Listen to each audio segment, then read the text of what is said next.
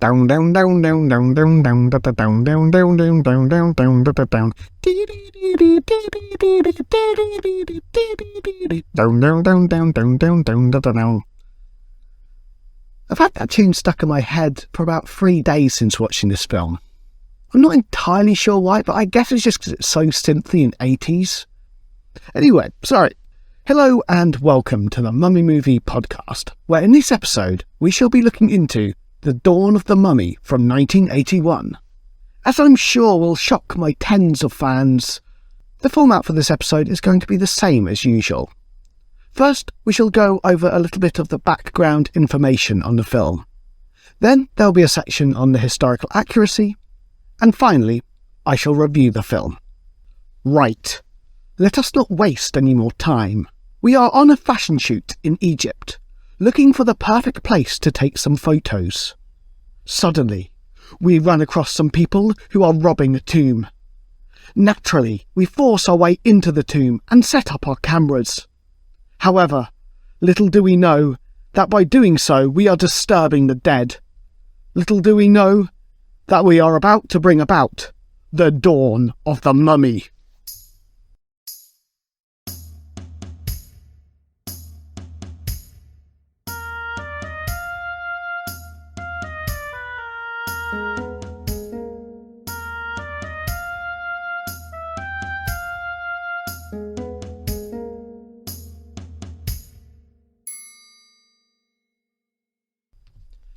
I will just say, that bit at the end of the introduction, that wasn't just me making up a story, that's pretty much what this film is about.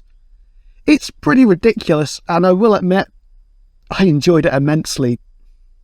However, this film was actually really controversial when it came out. In the UK, it was only released in an edited version, and it's pretty noticeable they took out all of the best scenes. It was only released in an unedited version in 2003, and that's the one that I watched. Budget-wise, this film had about $500,000, which comes to almost $1.8 million after inflation. The film was produced by Harmony Gold Productions, whose founding member, Frank Ikram, just so happens to be the director of the film. Funny that. Finally, as I did do a very tone-deaf rendition of the music earlier, I suppose I probably should say that Shuki Levy did the music for the film.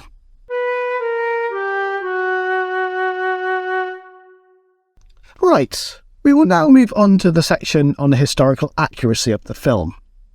I will say right off the bat that this film was clearly not made to be accurate.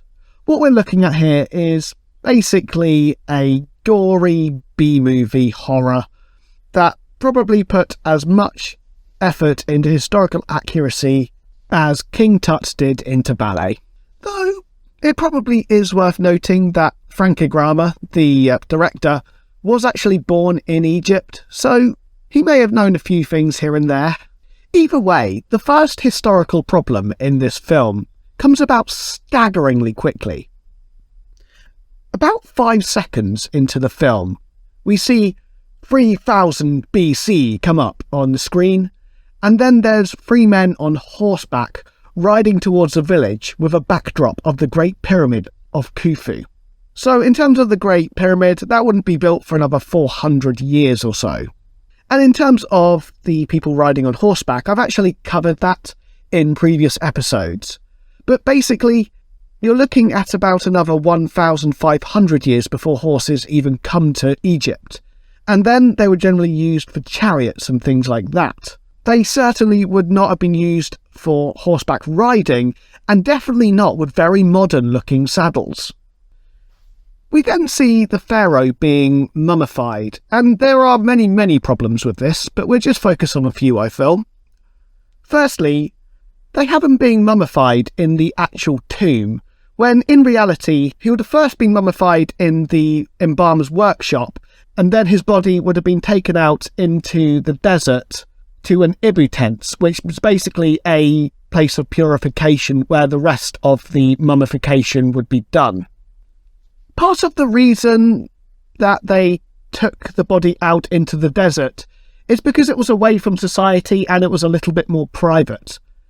Therefore, whilst he was being mummified, he would not have a load of people gawping down at his corpse, as is shown in the film. Further, they do the mummification in a single day in the film, when in reality mummification would take about 70 days. Further still, in 3000 BCE, you didn't really have mummification, as that didn't really come about until about the 4th dynasty. Further still, in the film, they make an incision down the centre of the stomach to remove all of the organs. In reality, they would have actually done a cut down the left side of the abdomen, I can't say that word, the abdomen, to remove the organs. Once he has been mummified, several of the servants then bow down to his sarcophagus, and the chamber fills with poison, killing them, so that they can be buried with him. In fairness, if this opening genuinely is set in 3000 BC, then that would make it about the 1st dynasty. During this time, you did actually get retainer sacrifices, and it was usual for servants to be killed or maybe commit suicide to accompany their king into the afterlife. It is worth noting this only happened, as far as we know, in the 1st dynasty, and seems to have died out by about 2900 BCE. The film then skips forward to the present day, where there's a massive explosion as some tomb robbers use dynamite to break into the tomb. They then say that they can't immediately go into the tomb because poison is filling all of the tunnels and they will die if they enter. Realistically, poison was not used to protect tombs in ancient Egypt. From this time period, so the Early Dynastic Period, the tombs of kings were typically just large rectangular pits dug into the desert, with a thin lining of mud brick to stop the sand collapsing in and a flat wooden roof. However, over time, the walls of the tomb grew thicker to stop thieves from tunnelling in and to support a more substantial roof. It is also shortly before 3000 BCE, with the king Hor-Aha, that you start to get some evidence of a mastaba over the top of the burial chamber, which is essentially a large mud brick superstructure above the tomb for extra protection. When the thieves get into the tomb, there is a maze of corridors. In reality, tombs from this time would have only consisted of 2 to 3 chambers. Although, in the tomb of King Je, who ruled around about 3000 BCE, a couple more chambers were added. When the fashion models finally get to the tomb robbers basically say that they're just doing an excavation, and they make out that they're archaeologists. The fashion models then take it upon themselves to force their way into the tomb, and they just kind of casually walk around going, "Oh look, there's a mummy, oh, look at this, isn't it amazing, how quaint," and things like that. It's pretty funny, I'm not gonna lie. Definitely not ethical though. When the tomb robbers say that they're not allowed in the tomb and try and get them to leave, Gary, the director of the fashion shoot, claims that he's gotten permission to shoot anywhere he wants in the entirety of Egypt. Again, there's absolutely no chance that would ever be allowed. The best example of anything like this would be when you go on excavation in Egypt, you're typically given a tashreya, which is basically a pass that lets you dig in Egypt, and it also gives you access for free to a lot of sites throughout the country. However, even then, there are certain places that you're not allowed to go without paying. For instance, you still have to pay to see the tomb of Tutankhamun, you still have to pay to get into the tomb of Nefertari and Seti I, and it also does not give you permission just to wander onto any site you want and start taking photographs. About 3/4 of the way through the film, just before everything goes insane, Rick, the main tomb robber, realises that the sun rises in the east and sets in the west. He therefore theorises that the treasure of the pharaoh must be found on the west side of the tomb. I'm not 100% on his logic here, but there was actually a lot of symbolism in ancient Egypt for the sun rising in the east and sinking in the west. Basically, it was believed that the sun god, Ra, was born in the east at the beginning of every day, and as he went across the sky, he slowly grew older until he died and sunk into the west.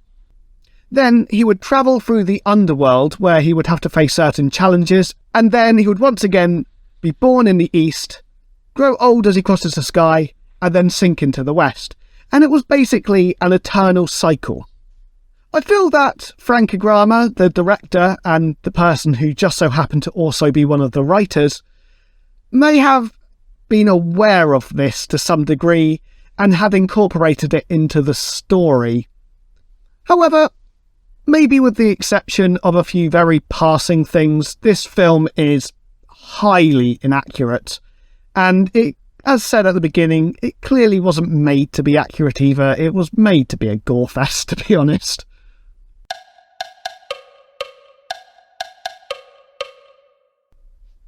Now we shall move on to the review part of this episode. As usual, I'll go over the parts that I enjoyed first.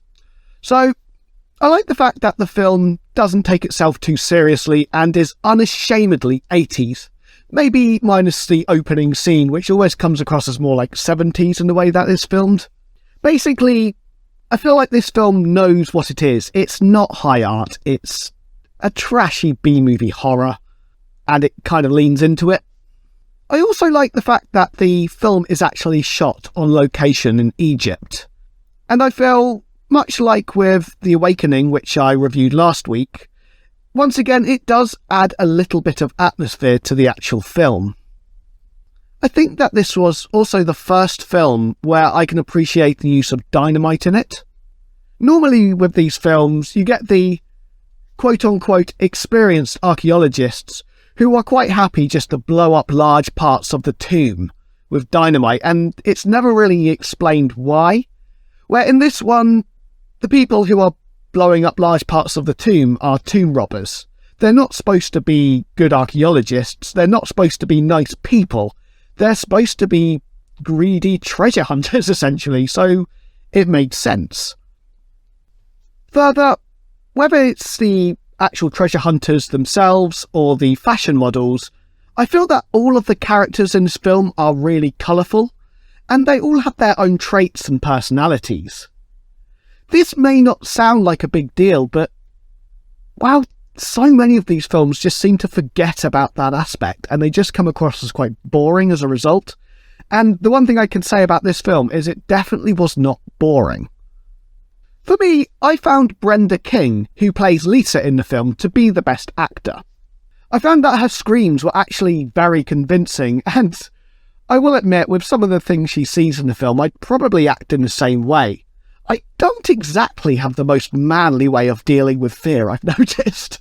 At one point in the film, all of the servants of the pharaoh start rising through the sand. And basically, this comes across as quite zombie-esque and looks quite cool, although I will admit it is also a bit cliched. However, I actually really like the way the mummies in this film are quite zombie-esque and they thirst for blood. This is a bit different from any other mummy movie that I've seen, and I can appreciate that, to be fair. I can also appreciate that a lot of the characters in the film, though admittedly not all of them, generally do come across in the way they're supposed to be represented. So, for instance, Gary, the director of the fashion shoot in the film, is genuinely not a very nice person. At one point, he's quite happy to leave one of the models stranded in Egypt and just go off without her. So, he's the least likeable person in the entire film, and that is done by design. I shall now move on to the areas that I liked for the wrong reasons. So basically the parts that I found funny that weren't meant to be funny necessarily.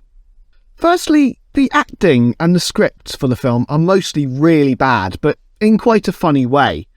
So as mentioned in the historical accuracy part of the episode, there's a whole bit where the fashion models basically just burst uninvited into the tomb, start having a little nosy around, and then they set up their cameras and start to do a little photo shoot.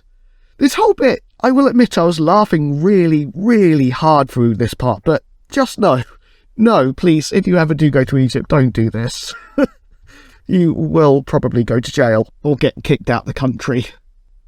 I also find it really funny that the tomb robbers are supposed to be working in secret, and find it really surprising when anyone finds out what they're doing.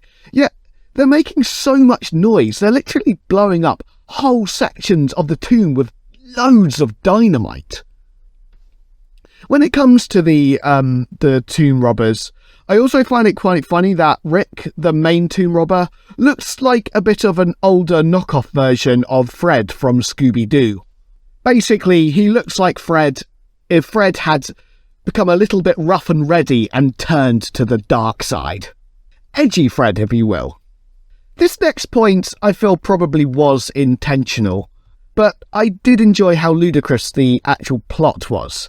So like I said, it's about a load of fashion models forcing their way into a tomb to do a fashion shoot and accidentally raising the dead. I mean, I'm sorry, but how can you not love that? It's just ridiculous. Also, I find it really funny that when the fashion models do break into the tomb, they're really surprised that the tomb robbers are trying to stop them, and they just keep saying, but it's just an excavation, why can't we have a look around? I'm sorry, but just an excavation, that's literally why you cannot have a look around. The fashion models then, they literally walk into the tomb, they go, oh look, a mummy, and then a couple of them just put their handbags on it.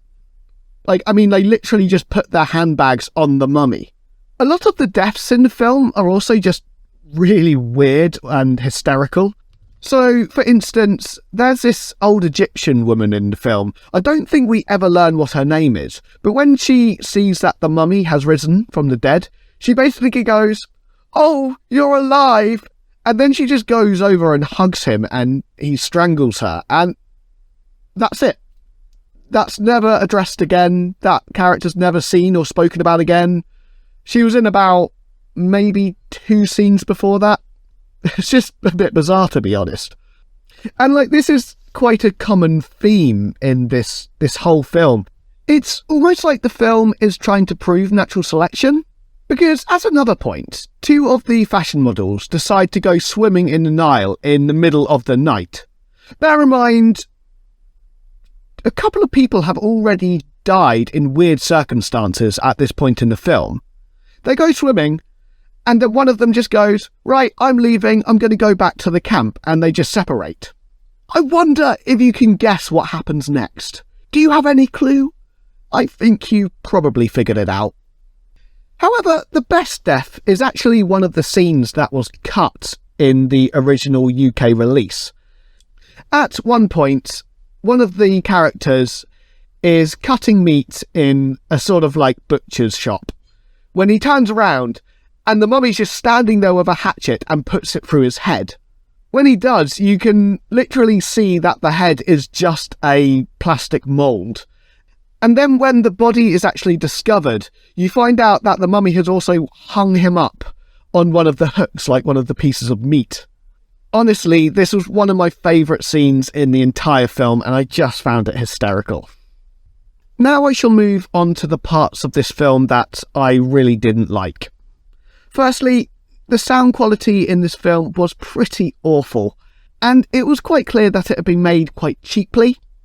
I feel sometimes this can give a film a certain charm, and that is true here to a degree, but I did feel it detracted more than it added. One area that definitely didn't give any charm at all, however, was how dark the film was. And I don't mean in terms of theme, I mean physically. The film was really dark. Think the last season of Game of Thrones, in, that one episode where they had the big battle in the middle of the night. I think the episode was called The Long Night or something like that. It's that level of dark. It's just a bit ridiculous. About halfway through the film, they randomly decide to start making Rick, the main tomb robber, into sort of a relatable character. And I felt that was a bit of a weird choice considering he's being portrayed as a bad man throughout the film. I don't think that really worked. Finally, although the main mummy in the film does look okay, he looks pretty good, a lot less effort has been put into his servants who also rise from the dead. And they, to be honest, look pretty bad. Yet, even so, partly because of how dark the film is, and also because the camera angles just aren't particularly good either. Very often, it's hard to know if the characters are being chased by the main mummy or one of his servants. So somehow the film has managed to get the worst of both worlds. In terms of the actual reviews for this film, they were really bad, to be honest with you. In general, they either just completely panned the entire film, or they saw the first half as quite boring, but the second half as entertaining and fast-paced. In my opinion, I actually enjoyed the whole film. I felt the first half was funny, and the second half was funny and action-packed. So, as an actual decent film, I would probably say this is pretty low. I'd maybe give it 3 out of 10, because at least it was entertaining. But in terms of that actual entertainment value, I almost want to give it an 8 out of 10. So I'm going to roughly split the difference and give this whole film a 6 out of 10 in total. Because I'm not going to lie, I think we all have our type of bad film we secretly quite like, and this is pretty close to the kind of bad film that I enjoy.